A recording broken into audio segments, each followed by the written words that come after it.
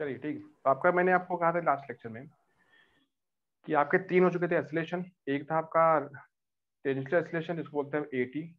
दूसरा आपका होता है रेडियल या इसको बोलते हैं सेंट्रीपिटल, आप उसको बोलते हैं एसी, एसीपी या एआर, कुछ भी नाम दे सकते हैं। और तीसरा आपका होता है एंगुलर एसिलेशन जिसको बोलते हैं अल्फा। ठीक है। फिर मैंने दिखाया था कि अल्फा और एटी में क्या होता है रिलेशन। तो आंसर आया था कि a t equal to r alpha, ये आपका हो चुका था। आज आपका टॉपिक क्या है? Today I will teach you centripetal force and centrifugal force. ये दो फोर्स आते हैं और उनके क्या क्या होते हैं एप्लीकेशन। इसका मीनिंग होता है कि हमारे पूरे डेली रूटीन में या हमारे पूरे इन्वायरमेंट में या नेचर में हमें सेंट्रीपिटल फोर्स और सेंट्रीफ्यूगल फोर्स कहाँ कहाँ देखने को मिलते हैं, उनके क्या क्या एग्जाम्पल्स होते हैं, उनके क्या क्या होते हैं एप्लीकेशन। ठीक है। ऐसे बहुत से एग्जाम्पल्स होते हैं जो रोजमर्रा के बहुत से काम होते हैं जिसमें हमको ये पता ही नहीं होता कि हाँ यहाँ पे सेंट्रीपिटल है, यहाँ सेंट्रीफ्यूगल लगा हुआ है, लेकिन हम लोग उसको बिना जाने हुए कर रहे होते हैं। तो आज हम लोग यहाँ देखेंगे कि हाँ भाई सेंट्रीपिटल फोर्स क्या होता है, क्या होता है सेंट्रीफ्यूगल फोर्स, और हमारे डेली रूटीन में डेली लाइफ में ये फोर्सेस कहाँ कहाँ हमको दिखाई पड़ते हैं। ठीक है, जिसके बिहाफ पे हम थोड़ा सा भाई अपना चैप्टर आगे लिख सकते हैं। तो आप लिखिए इसमें, today I will teach you centripetal force.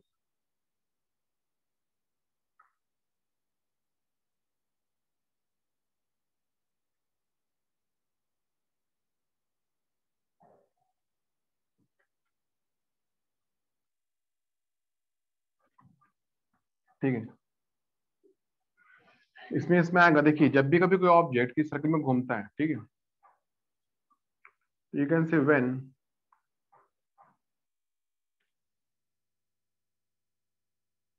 An object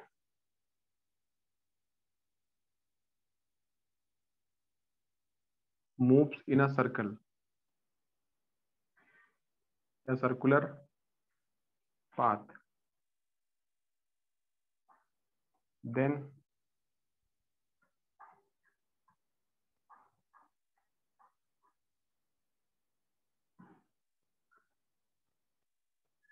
the force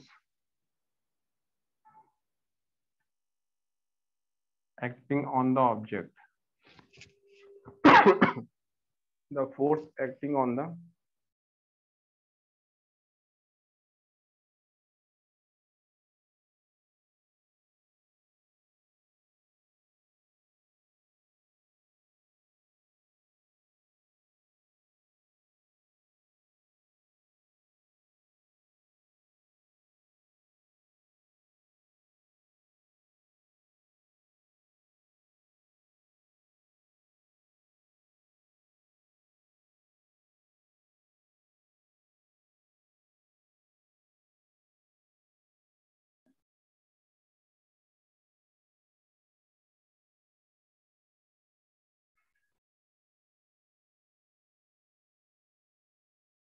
ठीक है, when the force acting on the object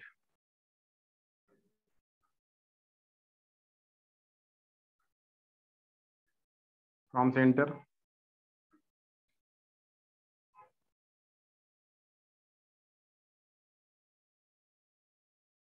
is defined as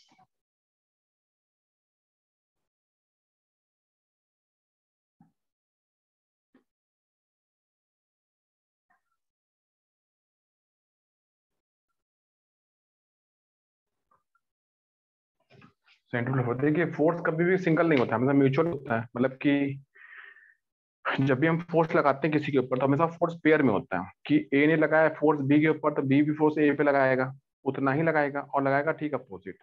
तो जिस तरीके से सेंटर किसी ऑब्जेक्ट के ऊपर, जो ऑब्जेक्ट एक सर्कल में घूम रहा होता है उसके ऊपर एक फोर्स लगाता है टुवर्ड सेंटर, उसी तरीके से वो ऑब्जेक्ट भी सेंटर पे फोर्स लगाता है। That is called reaction, that is called reaction. तो हम यहाँ पे बेसिकली तीन फोर्स पढ़ रहे होते हैं, एक होता है सेंट्रीपिटल, एक होता है सेंट्रीफ्यूगल और एक आपका होता है रिएक्शन। रिएक्शन क्या होता है? The force acting on the centre from the object. क्या होता है centripetal? The force acting on the object from the centre. और तीसरा आपका था सेंट्रीफ्यूगल आता है। देखिए इन दोनों फोर्स के अलावा जो होता है ऑब्जेक्ट वो अपने ऊपर किसी एक और फोर्स को रियलाइज कर रहा होता है, जो बाहर लग रहा होता है, उसे लग रहा होता है कि हम बाहर गिर पड़ेंगे। तो जो बस उसी को फील हो रहा होता है कि हम बाहर गिर पड़ेंगे, तो it mean to say he is realising some pseudo force on itself, अपने ऊपर, and that is defining a centrifugal force. Centrifugal force की वैल्यू सेंट्रीफ्यूगल फोर्स की वैल्यू के ठीक बराबर होती है, लेकिन वो होता है ठीक अपोजिट। सेंट्रीफ्यूगल आपका अंदर होता है, सेंट्रीफ्यूगल क्या होता है, बाहर होता है। समझो यहाँ दिखाते हैं कि किस सर्कल में दिखाते हैं, इन दिस सर्किल।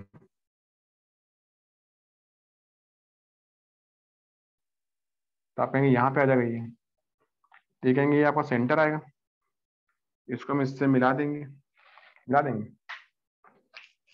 अब ये होगा ये ऑब्जेक्ट, इसको कहेंगे ये ऑब्जेक्ट है भाई।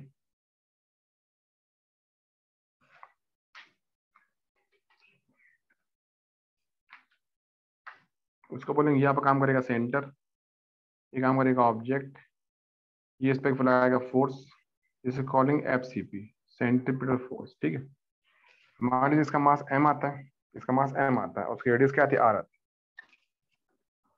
इसका मास m आता है, रेडियस क्या आती है इसकी, r आती है, इस तरीके से। तो यू कैन से कि जो एफसीपी होगा ये होगा MA, मतलब कि MACP।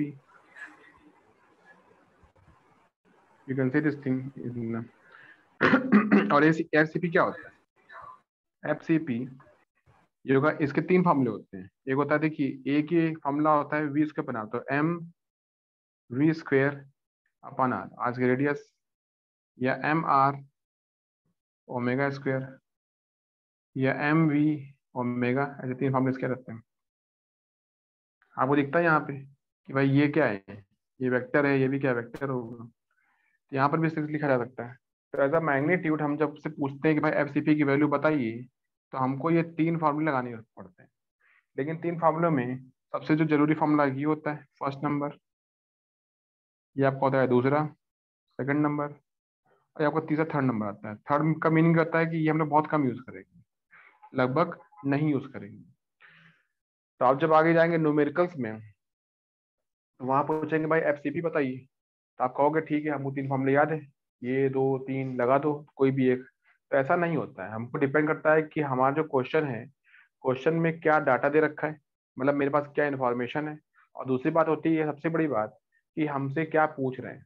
ठीक है, तो क्या पूछ रहे हैं उसके बिहाफ पर ही हम अपना फॉर्मूला तय करते हैं कि फॉर्मूला ये लगाएं या फिर वो लगाएं। ठीक है, जनरली क्या होता है कि हम जब भी कभी किसी ऑब्जेक्ट में बात करते हैं, उसका टी कितना है, टाइम पीरियड या फ्रिक्वेंसी बात कर रहे होते हैं, तो हम लोग इस फॉर्मूले को याद करते हैं। क्योंकि यहाँ पे होता है ओमेगा, ओमेगा होता है 2πf या 2π/t। तो अगर आपके किसी क्वेश्चन में आपसे टाइम पीरियड या फ्रिक्वेंसी पूछा गया है, ऐसे कुछ बातें हो रही है, टाइम बताओ फ्रिक्वेंसी बताओ, तो आप तुरंत इस फॉर्मूले को याद करेंगे, भाई ये लगा देना, ओमेगा निकलेगा तभी आप एफ या टी तक पहुंच सकते हैं, कैपिटल टी। अगर उसने पूछा व्हाट इज वेलोसिटी, वो पार्टिकल की बात कर रखी है, उसने डिस्टेंस दे रखी है, तो अभी सिंपल लगाई एम इसका बना।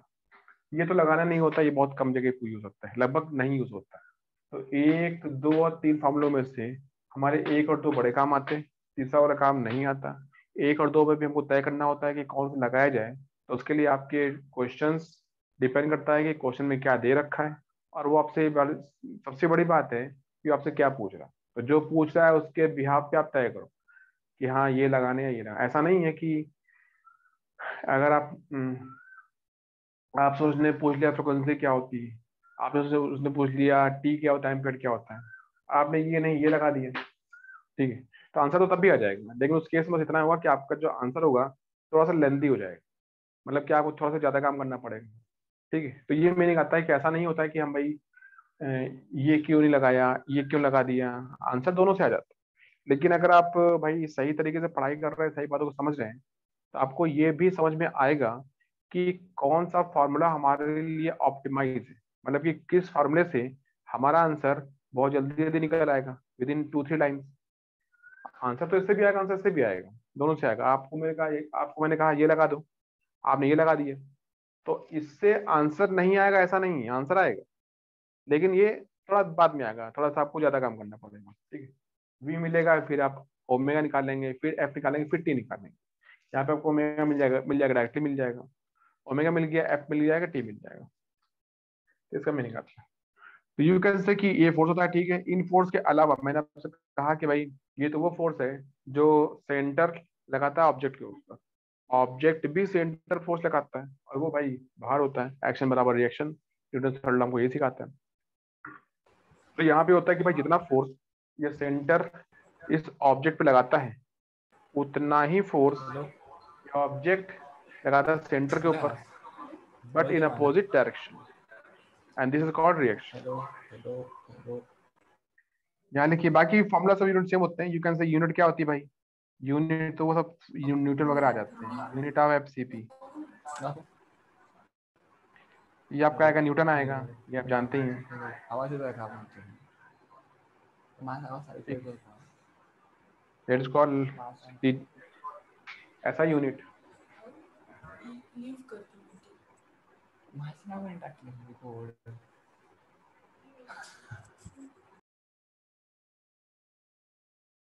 ठीक है, ये कैसे, दिस इज कॉल्ड न्यूटन, इसकी यूनिट आती है, इसको बोलते हैं एन, दैट इज ऐसा यूनिट, ये आप जानते हैं। एक आती है डाइन आती है, आप बोल सकते हैं dyne, and that is called CGS unit. इनमें कुछ रिलेशन होता है, तो आपको सिखाया गया होगा कि 1 न्यूटन कितना होता है, 10⁵ डाइन के बराबर होता है। ये आंसर आ जाएगा। आगे चलते हैं कि भाई अब क्या उसमें हमको बताना चाहिए। तो आप कहेंगे इसमें कि यहाँ पे इसका अगला नंबर आएगा कि रिएक्शन क्या होता है।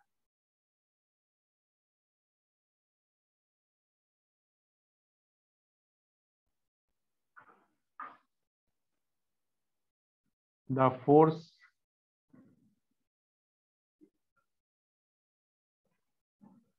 acting on the of center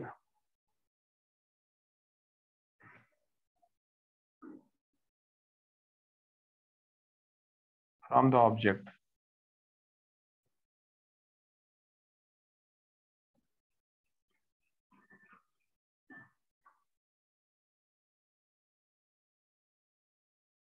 away from center is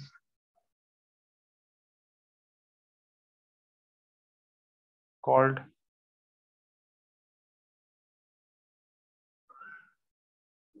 reaction। ठीक, reaction is equal in magnitude but opposite in direction, ये आपको बताया गया। तो ऐसे देख सकते हैं कि सर्कल के केस में आपको ये ऐसे दिखाई देगा, ये होगा सेंटर, ये आपका हो जाएगा ऑब्जेक्ट दिखाई देगा इसमें। एक फोर्स यहाँ से लगेगा, या आप कहेंगे ये तो यार एफ सी पी है, एक आपका आर लगेगा। ठीक, इस तरीके से। तो आर क्या होगा कि ऑब्जेक्ट सेंटर को बाहर खींच रहा होता है। अगर हम लोग किसी, सपोज किसी रस्सी लेते हैं, उसमें हमने पत्थर बांध दिया, उसको मैं ऐसे घुमा रहा होता हूँ, तो मेरा हाथ क्या सेंटर है, और वो स्टोन क्या, पत्थर क्या, वो ऐसे घूम रहा है, वो ऑब्जेक्ट होगा। तो जैसे उसको मैं घुमा रहा हूँ जितनी तेजी से, उतनी तेजी से मेरा हाथ मतलब सेंटर उसको अंदर बुला रहा है। अब वो भी इस हाथ को क्या कर रहा है, बाहर खींच रहा होता है बिकॉज ऑफ रिएक्शन। ठीक है, अगर उसको मैं छोड़ देता हूँ या बीच की रस्सी को बीच से कट कर देता हूँ, तो कट का मीनिंग क्या होता है कि मैंने दोनों के बीच के रिलेशन को खत्म कर दिया। अगर दोनों बीच के स्ट्रिंग को कट कर दिया गया, तो सेंट्रीपिटल और रिएक्शन दोनों क्या डिस्ट्रॉय हो गए। अब दोनों बीच का रिलेशन ही खत्म हो गया, तो अब वो ऑब्जेक्ट उस सर्कल में घूमना बंद कर देगा, घूमेगा ही नहीं। Then it will move along tangential path. यहाँ पे इतना लगता है। तो जो आपको यहाँ पे आर दिखता है, आर, दिस आर माइनस का एफ सी पी,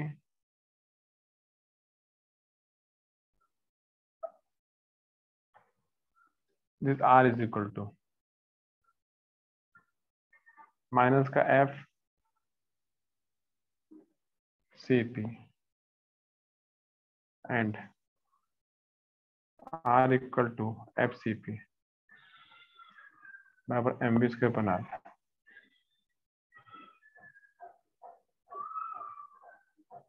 ये MRO में इसका जो भी लिख सकते हैं, ठीक है, सेम आता है। समझ गए इतना बात है। और इसमें अगला नंबर आता है, तीसरा बता सकता हूँ मैं, सेंट्रीफ्यूगल पढ़ा सकता हूँ। ठीक है, इनसे सेंट्रीफ्यूगल फोर्स।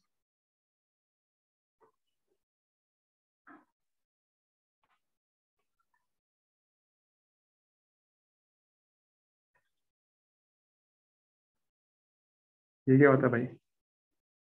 ये होता है F सेंट्रीफ्यूगल फोर्स। ठीक है, इसको लिख सकते हैं,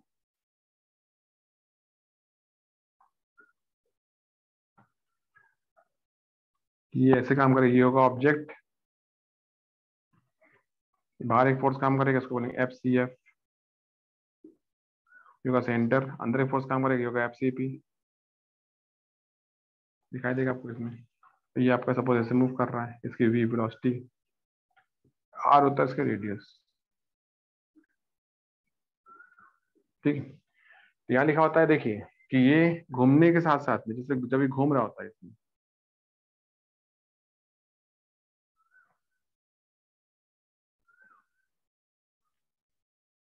इन स्पाइट ऑफ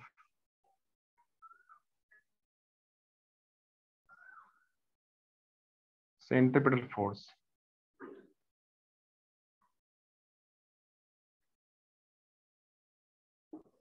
ठीक है, the object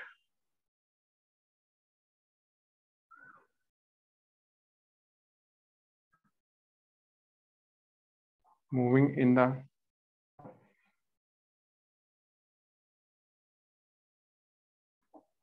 circular path also experiences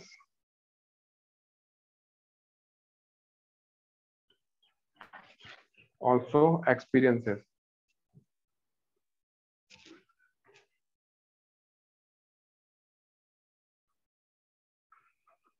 a pseudo force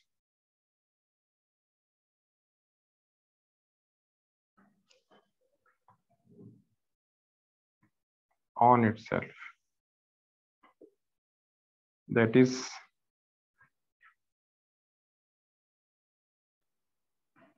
away from center. This force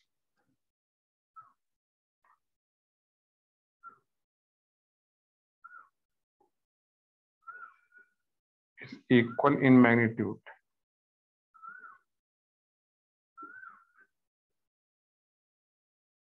to the FCP.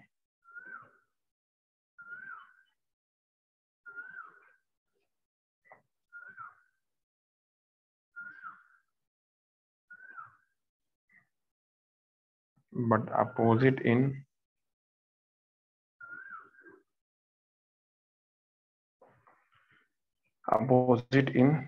direction.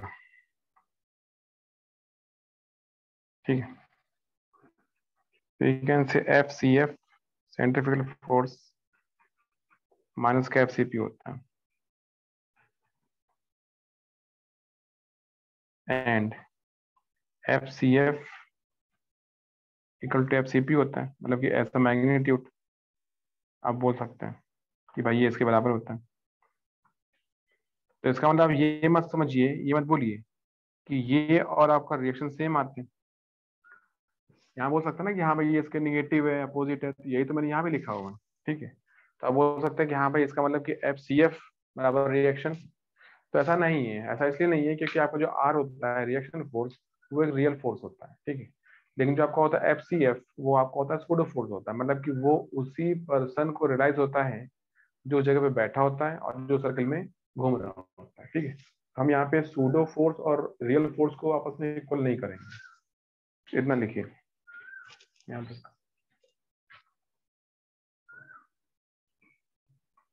ठीक, इतना होने के बाद एक मिनट।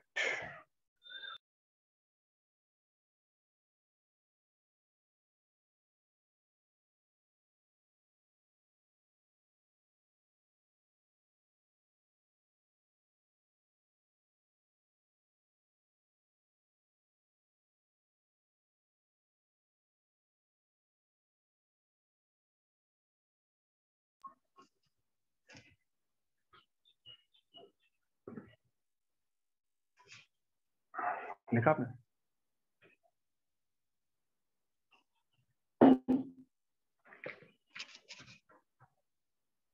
हमको इसमें आगे सबसे पहले लिखना होता है मेन पार्ट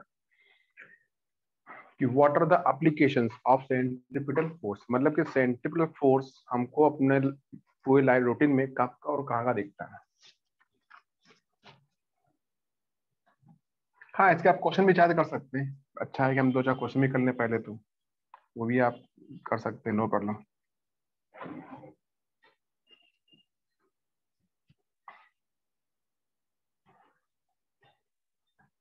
और एक और इसमें हम चीज पढ़ा सकते हैं आपको इसमें, अगर वो पढ़ाते बाद में, तो पहले हम ये लिख सकते हैं kinematic equations in a circular motion. जब आप पढ़ते सर्कुलर मोशन पढ़ते हैं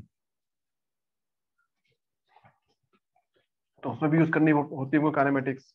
जैसे हमने पीछे पढ़ा था v बराबर u plus a t, s equal to u t plus half a t square. ये पढ़ी है आपने सामने? कितनी इक्वेशन होती हैं? 3। आपने कितनी पढ़ी है? 3? यस। 7 होती हैं। कितनी होती है? Yes sir. देरा, हेलो, यस।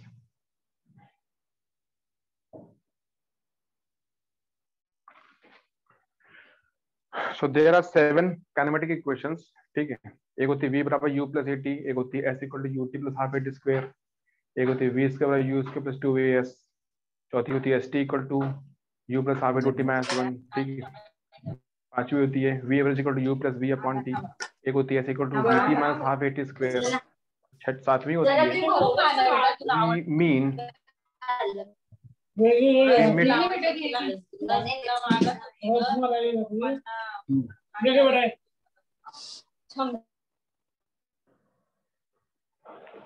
क्लियर।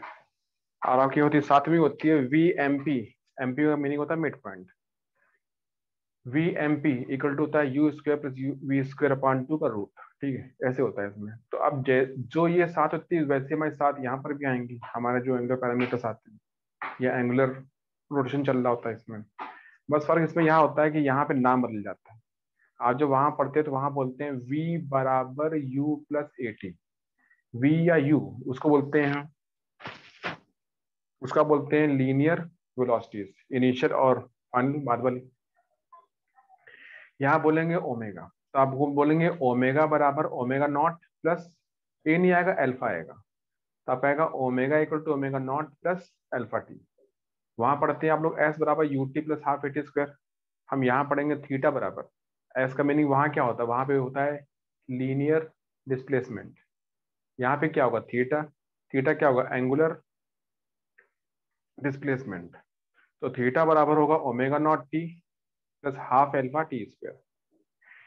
तीसरी आती है जो बोलते हैं वी स्क्वायर बराबर यू स्क्वायर प्लस 2as। हम बोलते हैं, आप पढ़ेंगे, अब वो वी नहीं ओमेगा बोल दीजिएगा, तो आप बोलेंगे कि omega square equal to omega not square plus 2 alpha theta. और चौथी जो आपकी आती है वहां पे लिखते हैं एस टी बोल देते हैं उसको, कि 5वां सेकेंड या 6ठा सेकेंड या 10वां सेकेंड में चला गया डिस्टेंस। यहाँ पे बॉडी चलती तो है नहीं, घूमती है। यहाँ बोलेंगे 10वें सेकेंड में आप कितना एंगल घूमे, 5वें सेकेंड में आप कितना एंगल टर्न किए, ऐसे हम बातें करेंगे इसमें। तो उसका नाम आएगा टीथ, थीटा टीथ। थीटा मतलब कितना घूमे, टीथ मतलब कि किस एंगल की बात हो रही है, समझे आप? ये बात आपको अच्छे से पता होगा कि 5 सेकेंड और 5वां सेकेंड में काफी अंतर होता है। जब आप बोलते हैं 5 सेकेंड तो उसका मतलब क्या होता है? 0 से 5। और हम जब बोलते हैं 5वां सेकेंड तो उसका क्या मतलब होता है? बताइए, कहाँ से कहाँ पकड़ते हैं? अगर हम आपको बोलेंगे 5वां सेकेंड तो आप कहाँ से पकड़ेंगे और कहाँ तक जाएंगे? कोई बता सकता है इसमें? If I am telling you 5th second, तो आप क्या बोलते हैं इसमें? 5th का मीनिंग क्या होता है कि जैसे ही चौथा खत्म हुआ, 3 आपका 3 आया तो आपने बोला 3.1, 3.2, 3.3, 3.4, 3.5, 3.9 और 4.0। तो ये जो 3.1, 3.2, 3.9 में बोल रहा था, ये चौथे सेकंड का हिस्सा था। और जैसे आपने बोला 4.0, चौथा सेकंड खत्म हो गया। अब जब 4.0 पर 4.0 के आप आगे गए तो शुरू हो गया पांचवा सेकंड। 4.1, 4.2, 4.3, 4.4, 4.9 और 5.0, मतलब कि 4 और 5 के बीच का जो हिस्सा है उसको बोलते हैं पांचवा सेकंड। और आप जब बोलेंगे 5 सेकंड, तो 5 सेकंड क्या होगा, 0 से 5, भाई पूरा जोड़िए। 0 पे यहाँ थे, 1 पे आए, 2 पे आए, 3 पे आए, 4 पे आए, 5 पे आए, हो गया 5 सेकंड पूरे। तो इतने सेकंड में आप क्या चले या आप क्या घूमे, वो होता है एस बराबर u t plus half a t square. अब आप कहेगा कि पांचवें सेकंड में आप क्या घूमे, क्या चले, तो वहां पे आपका आएगा एस टीथ बराबर u plus half a two t minus 1। यहाँ पे क्या आएगा इस चैप्टर में, यहाँ पे एस नहीं, हम आपको पढ़ा देंगे थीटा। तो आप बोलेंगे थीटा टीथ बराबर omega not plus half alpha, A नहीं आएगा, एल्फा टू टी माइनस 1। वैसे आपको मैं 4 इक्वेशन लिखवा देता हूँ, ठीक है, होते साथ है लेकिन साथ है कोई काम नहीं होता, हमारे लिए 4 काफी होते हैं, हम 4 पढ़ लेते हैं, बस हमारा वही उसी से काम चल बन जाता है। ध्यान देखिए कैसे लिखा होता है कि मैं लिखा देता हूँ, ठीक है, उसके बाद हम उस जगह पे जाते हैं पढ़ने के लिए। यू कैन से एंगुलर पैरामीटर्स, या आप लिखिए काइनेमेटिक इक्वेशंस, काइनेमेटिक, इसको मुझे पहले ही पढ़ा देना चाहिए था। Equations in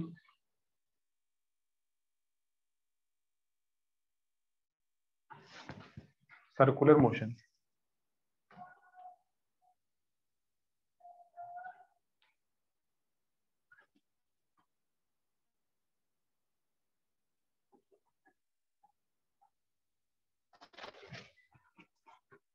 in circular motion, ठीक है, इसका पढ़ लीजिए। अब इसकी भाई पढ़ा देता हूँ मैं क्या क्या आता है। देखिए पहला आपका आता है, ये होता है ओमेगा बराबर omega not plus alpha T, ठीक। दूसरा क्या आता है, दूसरा आता है theta T omega naught T plus half alpha T square. तीसरा क्या होता है, ओमेगा स्क्वायर ओमेगा नॉट का स्क्वायर 2 अल्फा थीटा, थीटा मतलब ये वाला थीटा, ठीक है, इसको मैं थीटा ऐसे लिख देता हूँ, बस आप ऐसे लिख दीजिए। चौथा नंबर क्या आता है, चौथा जो आपका आएगा वो आएगा थीटा टीथ, थीटा टीथ मतलब कि किसी पर्टिकुलर सेकंड में आप कितना घूम जाते हैं। ये आपका आएगा omega not plus half alpha two t minus 1, two t minus 1, इतना आपका जाता है, समझना क्या, इतना आप इसमें लिख सकते हैं। और भी चलो लिखा देते हैं, पांचवा नंबर के हमने, पांचवा भी लिख लीजिए। पांचवा आता है थीटा बराबर, देखिए एक फॉर्मूला ही लिखा हुआ है, ठीक है, एक फॉर्मूला होता है omega T minus half alpha. देखिए यहाँ लिखा ओमेगा नॉट, क्या लिखा है प्लस, अगर यहाँ लिखा ओमेगा नॉट, क्या क्या लिखा हुआ है प्लस, अगर यहाँ लिखा ओमेगा, यहाँ क्या लिखा हुआ है माइनस। ध्यान रखिएगा हमेशा, ओमेगा नॉट क्या इनिशियल, ये क्या है फाइनल बात करना। और छठा क्या होता है, छठा होता है ओमेगा एवरेज, यह आता है omega not plus omega upon 2।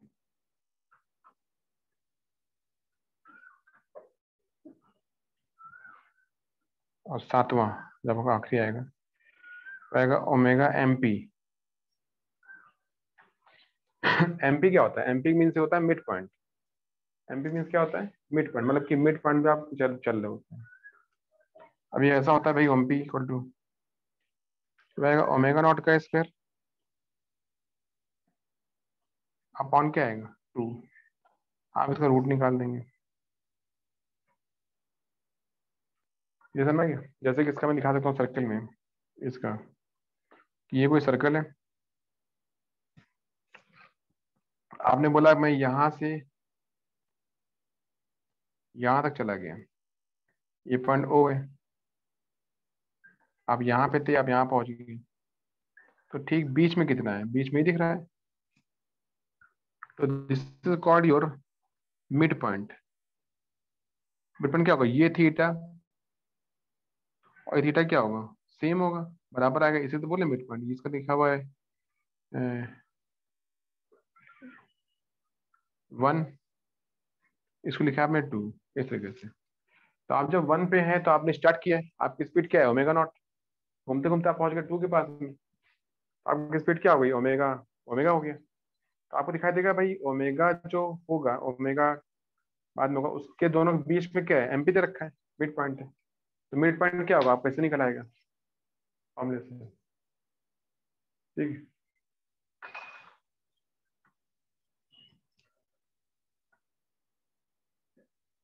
Okay, इसको कर लीजिए इतना,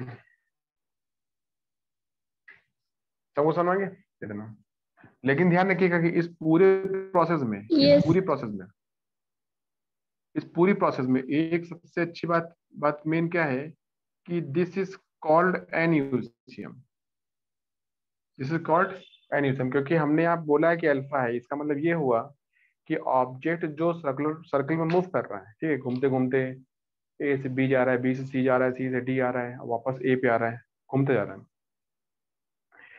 वो उसकी एंगुलर वेलोसिटी मतलब कि ओमेगा बढ़ती जा रही है या फिर कम होती आ रही है, ऐसा आप बोल सकते हैं इसमें, ठीक है। तो अगर वो ग्रेजुअली बढ़ रही है विद यूनिफॉर्म एक्सेलरेशन अल्फा, या ग्रेजुअली वो कम हो रही है with uniform angular retardation alpha, आप ऐसा बोल सकते हैं।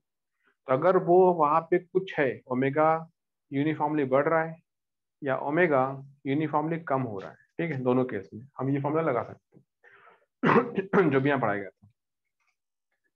तो दिस थिंग इज हियर कि भाई आप घूमते घूमते यहाँ से यहाँ पहुंच गए, मान लो 1 पे थे, आप कहाँ पहुंच गए, 2 के पास, आप इतना घूम गए, कितना घूम गए, थीटा, ठीक है। यहाँ पे स्पीड क्या थी, ओमेगा नॉट थी, और यहाँ पे स्पीड क्या थी, ओमेगा थी। आपको ऐसे दिख रहा होगा। और यहाँ से यहाँ तक आने में टाइम क्या लगा, आपको लगा टी, लगे आपको टी सेकंड, ये आपको सेंटर होगा वो, देखिए आपको यहाँ पे। तो by this way I can tell you कि हाँ भाई घूमते घूमते यहाँ पे आ गए, अपना इतना घूमा, ठीक है। ये फॉर्मूले एप्लीकेबल होंगे, देख लीजिए इसमें हमारे जो काम के हैं, हमारे काम का देखिए पहला है, दूसरा है, तीसरा है, और ये सब थोड़े काम के नहीं होते हैं, ठीक है, इसीलिए आपको बोलते हैं कि हाँ 3 होती इक्वेशन, होती तो ज्यादा है। लेकिन ये सब क्यों नहीं पढ़ाई जाती, क्योंकि ये सब हमारे इतने काम नहीं आते, मतलब कि बहुत रेयरली कहीं ना कहीं आपको यूज करेंगे, अदरवाइज हम लोग इसका यूज लगभग नहीं करेंगे, ठीक है। इसको लिखिए। इसके अलावा इसमें एक और आता पॉइंट जिसको बोलते हैं लॉ ऑफ गैलीलियो, ये आपने नाम सुना है, लॉ ऑफ गैलीलियो, ऐसा कुछ सुना है आपने अपने सर्कुलम या काइनेमेटिक्स में, बताइए।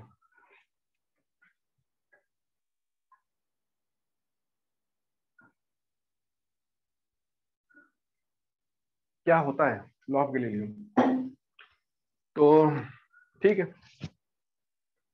एक चैप्टर पढ़ेंगे आपने न्यूटन लॉ ऑफ मोशन भी है, इसके आगे आप पढ़ा भी होगा आपने इसमें। तो उसमें ये पढ़ाते हैं कि भाई न्यूटन लॉ ऑफ मोशन के पहले क्या था, वहां पे नाम लिया गया था गैलीलियो का, कि जो भी न्यूटन्स ने अपने लॉज दिए थे, Newton first law, second law, third law, उसके पहले गैलीलियो ने प्रिस्क्राइब किया था उन सभी लॉज को, बाद में न्यूटन ने क्या किया, उन सभी लॉज को अलग अलग कर दिया। तो होता क्या है कि भाई जो फेमस हो गया उसी का नाम हो जाता है यहाँ पे। तो यहाँ पे गैलीलियो ने पहले से ही उन सभी बातों को बता दिया था जो न्यूटन ने बताया बाद में, ठीक है। बस न्यूटन ने क्या किया कि गैलीलियो के जो रूल्स थे उनको 3 हिस्सों में तोड़ दिया, ये फर्स्ट लॉ है, ये सेकंड लॉ है, ये आपका थर्ड लॉ आता है, ऐसे आपको पढ़ा दिया था। आपने वो फर्स्ट सेकंड थर्ड सीख लिया, आपको समझ में भी आ गए, आपने उसी को याद कर लिया। आज भी वो फेमस है, न्यूटन फर्स्ट लॉ ये होता है, सेकंड लॉ ये होता है, थर्ड लॉ ये होता है, ठीक है। गैलीलियो को तुम लोग भूल ही गए। तो अब आता है कि लॉ ऑफ गैलीलियो एक वहां पढ़ाया गया था, यहाँ पे क्या होता है, तो यहाँ पे मीनिंग होता है कि जब कोई ऑब्जेक्ट एक यूनिफॉर्म एक्सेलरेशन से आगे बढ़ रहा होता है या घूम रहा होता है, यहाँ तो घूमेगा ना, वो घूम रहा होता है, तो वो एक इक्वल टाइम इंटरवल में कितना कितना घूमता है, सुन दिया ध्यान से, ये आपने भाई पढ़ा भी होगा पहले। हम यहाँ दिखाते हैं, पहले पहले मैं आपको बता देता हूँ कि आपने पुराना क्या पढ़ा होगा, ठीक है, क्योंकि नया हमको यहाँ जो पढ़ाना है उसके पहले आपको पुरानी बात याद आनी चाहिए कि हाँ भाई पुराना हमको ये पढ़ाया गया था, तब आप बोलोगे अच्छा ऐसा होता है, ये भी तो हमको समझ में आ जाता है। तो होता ये है कि अगर ये कोई यहाँ से चलता है ऑब्जेक्ट, मान लो कि कोई ऑब्जेक्ट था यहाँ पे, ऐसा कोई था ऑब्जेक्ट इस तरीके से, वो यहाँ से यहाँ गया, वो यहाँ से यहाँ गया, और वो यहाँ से क्या हुआ, सपोज यहाँ पहुंच गया। तारा बोला ठीक है, जब टाइम 0 है तो यहाँ पर है, जब टाइम है 1 सेकेंड है तो वो यहाँ पर है, जब टाइम 2 सेकेंड है तो यहाँ पर, जब टाइम 3 सेकेंड है तो क्या होगा, वो यहाँ पे होता है। इतना हो गया। अब देखिए, ये जो आपको दे रखा है इंटरवल, इतना इंटरवल, ये इसमें आप चले सपोज S1, इसमें चले आप S2, इसमें चले आप S3, ठीक है, इतना आपको दिखाई देगा। तो यहाँ से यहाँ तक देखिए, जब आप यहाँ से यहाँ तक गए तो यहाँ पे एक शर्त ये है कि u बराबर 0 है। u क्या है, 0 है। आपके यहाँ पे स्पीड क्या है, v1 है। आपके यहाँ पे स्पीड क्या है, v2 है। आपके यहाँ पे स्पीड क्या है, v3। मैं लिख देता हूँ, यहाँ पे v1 है, ये u है, 0 है, ये v2 है, ये v3 आ रहा है। ओके, आपको समझ आ गया होगा ये। लेकिन ये u यहाँ जो लिखा है, ये u यहाँ जो लिखा हुआ है, ये 0 लिखा है ना आपका। इसका मतलब साफ है कि आप 0 से स्टार्ट होते हैं चलना, और अब आगे बढ़ते चले जाते हैं, ठीक है, इस तरीके से। आपको सामने दिखा डायग्राम जो मैंने बनाया, is it visible to all of you? Yes sir. सामने, ठीक है। अब देखिए इसके आगे मुझे क्या बताना है भाई आपको। मुझे जो आपको, एक मिनट, हाँ अब ठीक लग रहा है मुझे जो बताना है इसमें, कि as per law of Galileo, अगर ये ऑब्जेक्ट जो मूव कर रहा है विथ यूनिफॉर्म एक्सेलरेशन, इसका मीनिंग होता है कि आपने बोला यूनिफॉर्म एक्सेलरेशन मतलब वेलोसिटी एक यूनिफॉर्म वैल्यू से बढ़ती जा रही है या फिर कम होती आ रही है। हमने बोला एक्सेलरेशन तो मीन बढ़ती जा रही होगी। तो आप बोलेंगे कि हम यहाँ से यहाँ तक गए, यहाँ से यहाँ तक गए, यहाँ से यहाँ तक गए। यहाँ से यहाँ तक का जो आपको टाइम इंटरवल था वो था 1 सेकेंड, ये था 1 सेकेंड, या बेबी आपका था 1 सेकेंड था, हो गया इतना। तो आप जो चलते हैं S1 S2 S3, इसका जो है रेशियो वो आता है 135, 135, फिर 7 भी आ जाएगा। तो by this way you can tell me कि हाँ भाई हमारा इतना आंसर मिल सकता है। आपको समझ आ गया? This is the called law of Galileo. अब इसका हमारे यहाँ से क्या संबंध है? हम जब यहाँ पे आपको पढ़ाएंगे तो यहाँ पढ़ाएंगे कि वो घूमता है, अगर वो ऑब्जेक्ट घूमेगा with uniform acceleration, with uniform acceleration, sorry uniform angular acceleration, ठीक है, तो t सेकंड में कुछ घूमेगा, फिर अगले टी में कुछ और घूमेगा, वो अगले टी में कुछ और घूमेगा, ठीक है। तो आपका एंगल आएगा θ1, θ2, θ3। θ1, θ2, θ3 का जो आएगा रेशियो वो आएगा 135, 13579 ऐसे जब चलता रहेगा। लेकिन शर्त क्या है? शर्त ये है कि ओमेगा नॉट शुड बी 0, पहली बात तो ये, ठीक है। और दूसरी बात ये कि alpha should be constant, the object should move in circular motion with uniform angular acceleration. ये एक बात हो गई। और दूसरी बात क्या बताई मैंने इसमें कि initial angular velocity omega naught should be 0 होना चाहिए। अगर ऐसा है तो सब कुछ सही है, ठीक है। आगे देखिए, एक और बात सुनिए यहाँ पे कि यहाँ पे देखिए ये 1 लिखा है, 2 लिखा है। अगर इसको मैं बोल देता यहाँ पे सपोज ये लिखा है 3 सेकेंड, और यहाँ लिखा है 6 सेकेंड, और यहाँ लिखा है 9 सेकेंड, देखा आपको ये 6 3 9, तो ये कितना इंटरवल है ये बताइए, ये कितना इंटरवल है, ये कितना इंटरवल है, ये कितना इंटरवल है बताइए। तो कितना इंटरवल आएगा यहाँ से तक का, पहला वाला बता सकते हैं? जो आपको दिख रहा है पहला वाला इंटरवल वो है 0 से 3 है, तो वो आपका 3 सेकंड आएगा। फिर दूसरा है वो आपका 3 से 6 आ रहा है, वो भी 3 सेकंड आएगा। जो तीसरा है वो भी आपको 6 से 9 आ रहा है, वो भी क्या आएगा, 3 सेकंड आएगा। तो इसका मीनिंग ये होता है कि हम जब इसमें देखते हैं कि व्हाट इज टाइम इंटरवल, तो आपके सेम आ रहे होते हैं। ये भी आपका 3 सेकंड का इंटरवल है, ये भी का 3 सेकंड का इंटरवल है, ये भी का 3 सेकंड का इंटरवल है। तो अगर टाइम इंटरवल सेम आते हैं तो ये चीज सही होती है। ठीक है, टाइम इंटरवल आप कुछ भी हो, 1-1 सेकंड का हो, 2-2 सेकंड का हो, या फिर 3-3 सेकंड का हो, या फिर 5-5 सेकंड का हो, इससे कोई फर्क नहीं पड़ता, लेकिन सेम होना चाहिए। ठीक है, अगर आपने लिया 2-2 सेकंड का इंटरवल, तो 2 सेकंड 2 सेकंड 2 सेकंड ऐसे बोलिए। आपने बोला 3 सेकंड, तो 3 सेकंड 3 सेकंड 3 सेकंड ऐसा बोलिए। आप देंगे 10 सेकंड, 10 सेकंड 10 सेकंड 10 सेकंड ऐसे ऐसा बोलिए। अगर आपने ऐसा बोला तो रेशियो 1:3:5 आता है। हमको पढ़ना है अपने भाई चैप्टर में, हम यहाँ पर जब पढ़ाएंगे इस चैप्टर में, यहाँ पर तब कहेंगे हम यहाँ से चले। ठीक है, देखिए आप यहाँ पहुंचे, फिर आप यहाँ पहुंचे, फिर आप यहाँ पहुंच गए सपोज। ठीक है, तो हमने बोला हमें यहाँ शुरुआत हुई है, यहाँ पहुंचे, यहाँ पहुंचे, यहाँ पहुंच गए, हो गया।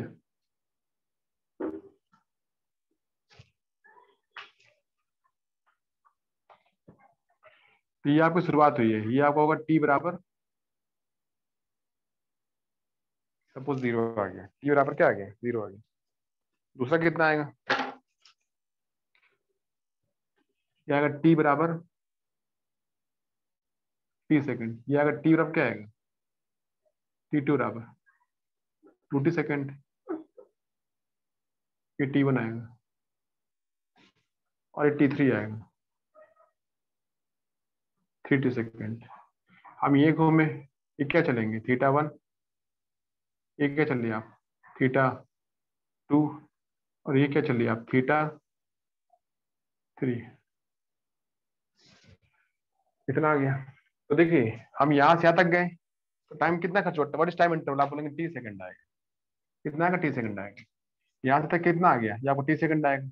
ये कितना है, ये आपको T सेकंड आएगा। तो अगर आपको टाइम इंटरवल सेम आता है, तो you can say here as पर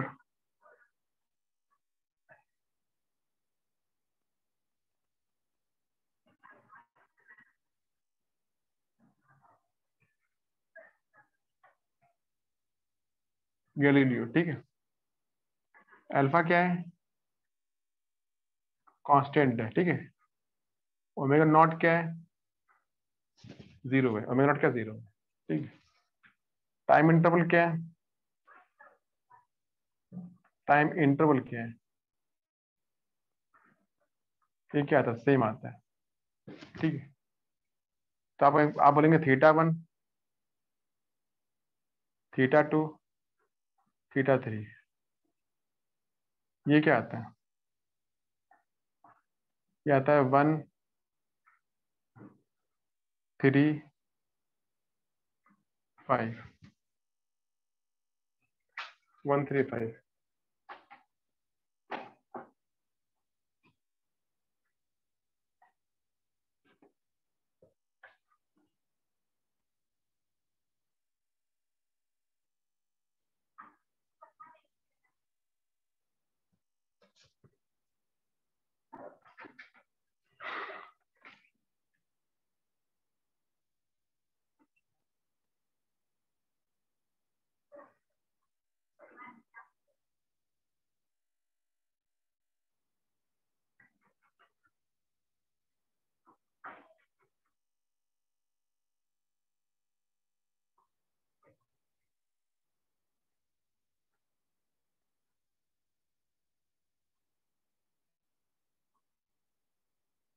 ये इतना आएगा 1 3 5, ये इसका आंसर आएगा। ठीक है, तो ये आप थोड़ा ध्यान रखिएगा इसका कि हाँ भाई ये हमको इससे पढ़ना है। ठीक है, इसको लिख लीजिए।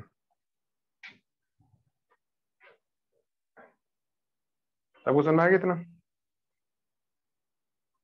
Yes sir. आगे देखता हूँ, आगे मैं भाई आपको 1-2 क्वेश्चन बताता हूँ कैसे होंगे इसमें। यहाँ एक बात ध्यान रखिएगा इसमें कि अगर कोई ऑब्जेक्ट, मेरी बात सुनना बहुत ध्यान से, अगर कोई ऑब्जेक्ट किसी NUCM में मूव कर रहा है, मतलब नॉन यूनिफॉर्म सर्कुलर मोशन, जाहिर सी बात है ये, जाहिर सी बात क्या है कि भाई उसका वेलोसिटी बढ़ रही होगी, है ना, ओमेगा भी बढ़ रहा होगा, वहां कुछ ना कुछ AT होगा और वहां कुछ ना कुछ होगा अल्फा। हेलो, कोई है क्या? कोई बात नहीं। तो अगर आपको देखिए यहाँ पे निकालना होता है, उससे वो कहेगा कि इनको अप्लाई करो, ये सब अप्लाई करिए, आप जरा ये बता दीजिए कि 10 सेकेंड में आप कितना घूमे। तो इसका मतलब कि हम आपसे थीटा पूछ लें, तो थीटा पूछने के लिए भाई ओमेगा नॉट पता होना चाहिए, जो कि जल्दी जीरो ही होगा। हम बताते हैं शुरू से ही कि the object is starting from rest, ऐसे बोल देते हैं। तो अगर आपका यू जीरो होगा तो ओमेगा नॉट भी जीरो आएगा, ये तो बात तय होती है, ठीक है। दिक्कत आती है अल्फा की, तो हमें अल्फा नहीं पता होता, तो आपको पहले अल्फा निकालना पड़ेगा।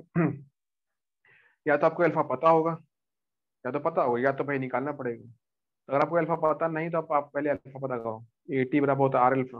अल्फा पता करने का एक रास्ता होता है कि AT बराबर अल्फा, या फिर हम अल्फा को बोलेंगे D ओमेगा अपॉन DT, वैसा कुछ दे देंगे करने के लिए, आप वहां से अल्फा निकाल लेंगे, ठीक है। अल्फा मिल गया तो आपको थीटा मिल जाएगा। फिर वो आपसे पूछेगा कि अच्छा ये बता दीजिए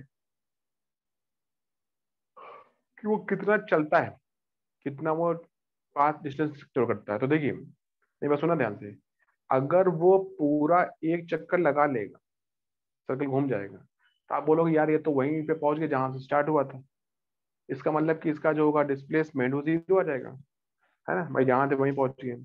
लेकिन हम जब बात करेंगे एस बराबर UT plus half AT square की, एस बराबर UT plus half AT square की, तो वहां पे जो ए लिखा है वो AT है, मतलब कि टेंजेंशियल एक्सीलरेशन है, क्लियर। और जो वहां लिखा है एस बराबर टू, आप एस बोलते हैं, वो होगा 2πr। वो कितना, मतलब कि आप कितना चले डिस्टेंस को ट्रेवल कर रहा होता है। अगर वहां आप बोलेंगे डिस्प्लेसमेंट तो जीरो आ जाएगा। तो बी क्लियर कि हम जब आप आपसे एस पूछेंगे तो उसका मीनिंग होगा डिस्टेंस ट्रेवल्ड अलोंग पेरीमीटर। अगर आपने चलाए एक चक्कर तो हो गया 2πr, आपने चलाए दो चक्कर तो होगा, वो होगा 4πr, ऐसा को मिल जाएगा। तो by this way you will get your different answers, ठीक है। तो पहले हमको अल्फा मिलना चाहिए, तभी हम इन इन इन क्वेश्चंस में कुछ कर सकते हैं। अगर आपको अल्फा पता नहीं है तो फिर आप इसमें कुछ नहीं कर सकते, आप पहले अल्फा पता कर लाइए। अल्फा मिल गया तो आपकी बल्ले बल्ले, आप सब कर लेंगे, ठीक है। नहीं मिला तो भाई फंस जाओगे, ठीक है। क्वेश्चन मैं आपको देता हूँ, इसमें एक क्वेश्चन मान लीजिए,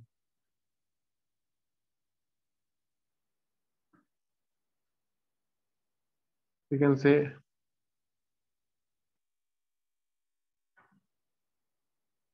an object moves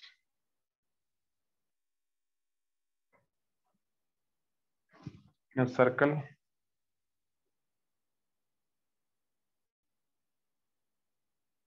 of radius 4 meter, radius 4 meter from rest,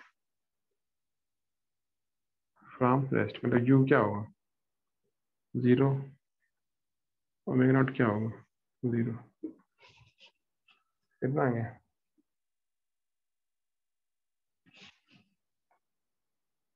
हो गया इतना। if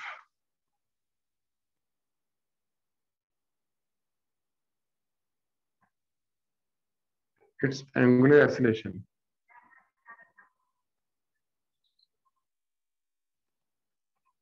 is 8, या 8 नहीं करिए, आप 1 कर लीजिए,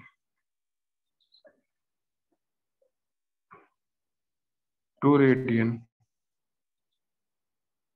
पर सेकंड स्क्वायर, ठीक है। देन फाइंड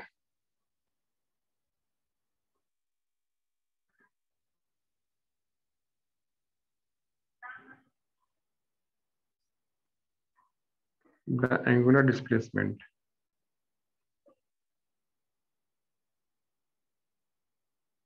and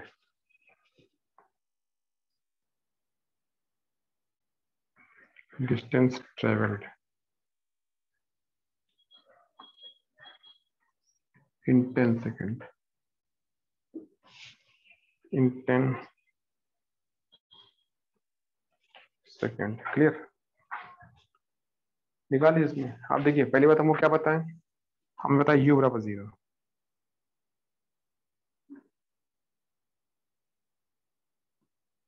और अल्फा क्या रखा है मुझे 4, अल्फा 2 है, 2 रेडियन पर, और t क्या 10 सेकंड है।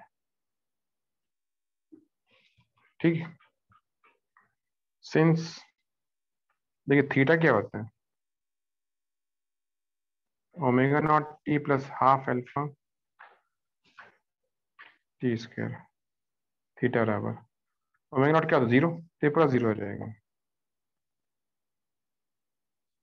अल्फा क्या आएगा 2,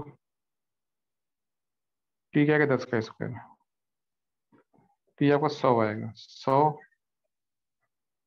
रेडियन। ठीक है, इतना आ गया, इतना आ गया। लेकिन अभी आपका देखिए एस नहीं आया। अगर आपको एस निकालना है तो यू हैव टू से you t plus half a t square, तो हमको पहले ए निकलना चाहिए। सिंस ए बराबर,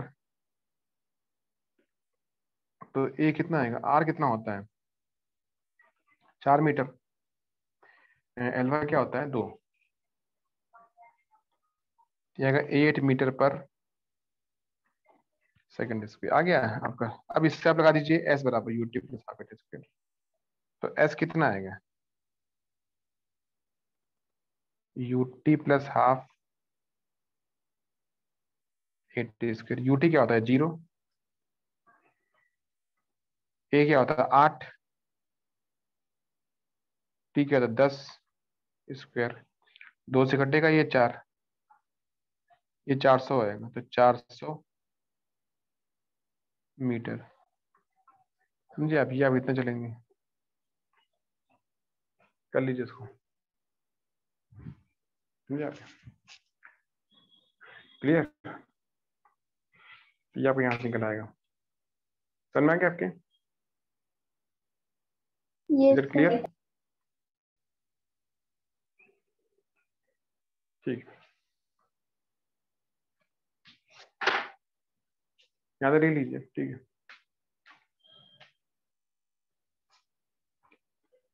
सबका हो गया? ठीक, यहाँ तक रखिए आप लोग। ठीक है, ठीक है, अभी मैं इस लेक्चर को रोक लेता हूँ। सेकंड लेक्चर आपका रहेगा जो इसमें, उसमें मैं पढ़ाऊंगा आपको सेंट्रीपिटल फोर्स के एप्लीकेशन और सेंट्रीफ्यूगल फोर्स के एप्लीकेशन, दो पूरे होंगे। ठीक है, दोनों पूरे नहीं होंगे, हमारा कोई एक ही पूरा हो पाएगा। तो I will teach centripetal force application, कोई पढ़ा सकते हैं। ठीक है, सेंट्रीफ्यूगल के भी कुछ 2-4 आते हैं, वो भी आपको आगे चैप्टर मिल जाएंगे। इतना होने के बाद में हमारा चैप्टर काफी हद तक पूरा हो जाएगा, फिर हम लोग आगे जाएंगे वीसीएम में या बाकी पॉइंट्स में क्लियर होंगे। ठीक है, तो आगे मिल जाएगा। इसका ध्यान रखिएगा और इसका ध्यान रखिएगा जो मैंने आपको बताया था। देयर आर 7 इक्वेशंस जो मैंने बताई है आपको। इस तरीके से आपका उसमें भी आता है, काइनेमेटिक्स में भी आता है, मतलब कि लीनियर में भी आ जाता है।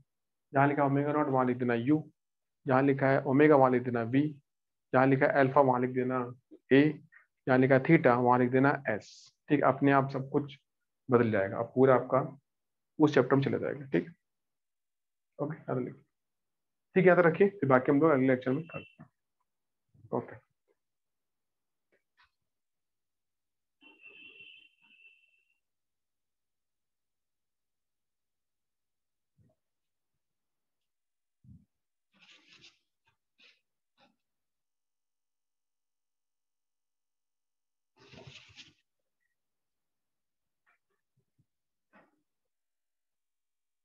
यू कैन लीव, आप लोग इसको क्लास लीव कर सकते हैं। ठीक है।